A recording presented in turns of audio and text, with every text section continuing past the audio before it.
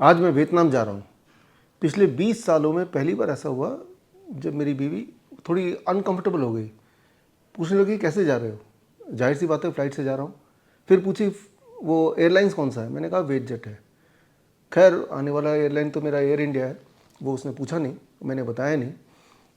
Aerophobia, कुछ ऐसा माहौल मैं देख रहा हूँ मेरे आसपास, हमारे आसपास बनता जा रहा है कि मानो ऐसे कि हवाई जहाज़ में जाना खतरे से खाली नहीं है, कुछ भी हो सकता है। इस तरह का माहौल, इस तरह का एक भय लोगों के दिमाग में, दिलों में महसूस कर पा रहा हूँ। तो इस बारे में थोड़ा सा बात करने की आवश्यकता है।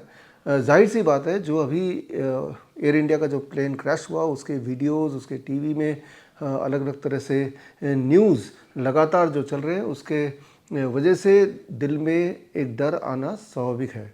अनयूजुअल घटना थी और ऐसी घटना नहीं होनी चाहिए, लेकिन अगर ये घटना बार बार बार बार बार बार बार बार दिखाया जाएगा तो दिल में एक डर हवाई जहाज़ के लिए बैठ ही जाएगा। घटना के बारे में चर्चा करना आवश्यक ज़रूर है, लेकिन इस लिहाज से कि आगे दोबारा ये सब ना हो, आगे सब ये हम प्रिवेंट कर पाएँ, उस एंगल से ज़रूर, जबकि वो एंगल बिल्कुल मिसिंग है।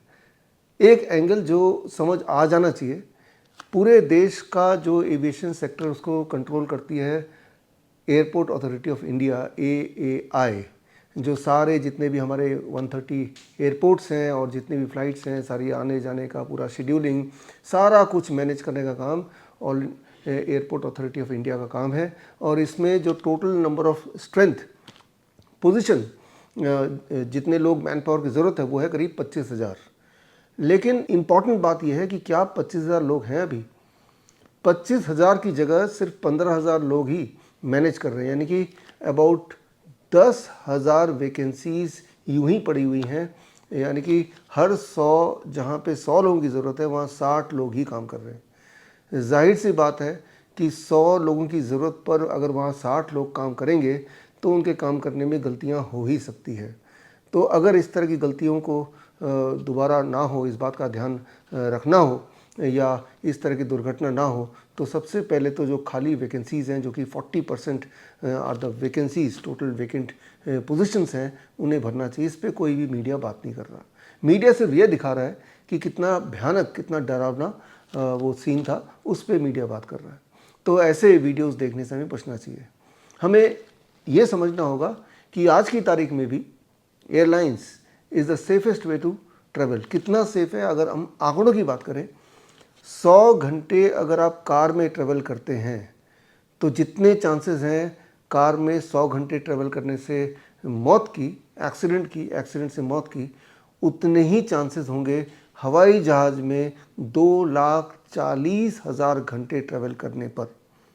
यानी कि 2,40,000 घंटे अगर हवाई जहाज़ में यात्रा करेंगे, तब आपके मरने के चांसेस हवाई जहाज़ के एक्सीडेंट से जितने होंगे, उतना ही मरने के चांसेस हैं अगर आप कार में 100 घंटे ट्रेवल करेंगे तो। So that is a comparison.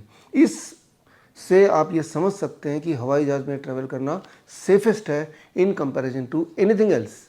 लेकिन माहौल मीडिया ने कुछ ऐसा बना दिया कि लग रहा है कि भाई हवाई जहाज़ में गए तो आप मरे, और जो मेन मुद्दा है क्यों ऐसा हुआ, उस पर कोई फोकस नहीं, उस पर कोई चर्चा नहीं है।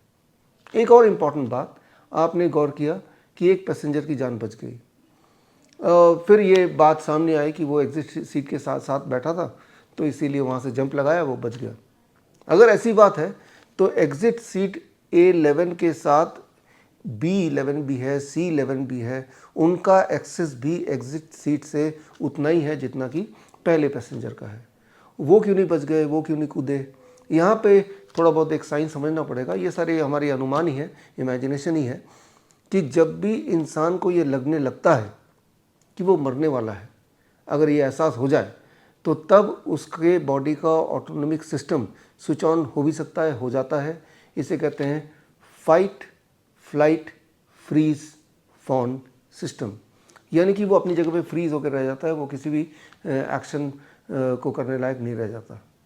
तो हो सकता है कि जो बाकी पैसेंजर्स हों जिनका एक्सेस एग्जिट गेट तक हो सकता था, लेकिन वो flight, fight, freeze, fawn system के तहत उनकी बॉडी फ्रीज़ हो गई हो, और उसके बाद वो फ्रीज़ रहने के बाद अगर वो वहीं बैठे रह गए तो जाहिर सी बात है हवाई जहाज़ में आग लगी और उसकी वजह से उनकी डेथ हो गई, दर्दनाक हादसा हो गया।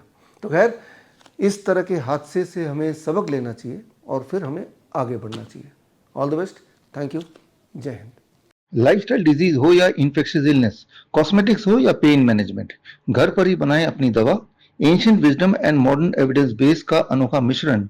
Join 1 month online training, be a certified Neem therapy practitioner.